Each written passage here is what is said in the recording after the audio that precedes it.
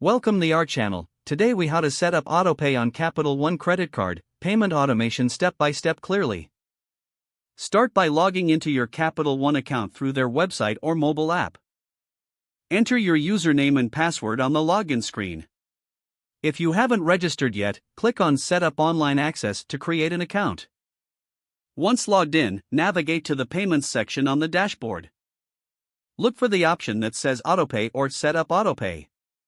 Click on that option to begin the setup process. You will be prompted to choose the payment amount you want for AutoPay. Options typically include the minimum payment, the full balance, or a fixed amount of your choice. Select the desired payment amount and click Next to proceed. Next, choose the frequency of the payments. You can usually select options like monthly, bi-weekly, or weekly payments. After selecting the frequency, click Next again to move forward. Now, you will need to choose the payment method for AutoPay. Select from options such as a checking account or savings account. If you choose a bank account, enter your account number and routing number. Review the information you've entered for accuracy before proceeding.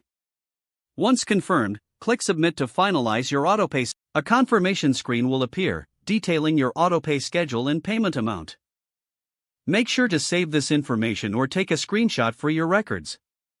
You might also receive a confirmation email from Capital One regarding your AutoPay setup. Congratulations, you've successfully set up AutoPay on your Capital One credit card. This will help ensure your payments are made on time and improve your financial management. If the page does not load, refresh the browser or try again in a private or incognito window. Make sure you are using the correct email address, then retype it carefully to avoid small typos. If your password is not accepted, use the reset option and create a new strong password you can remember. Check your spam folder for verification or security emails, then complete any requested confirmation steps.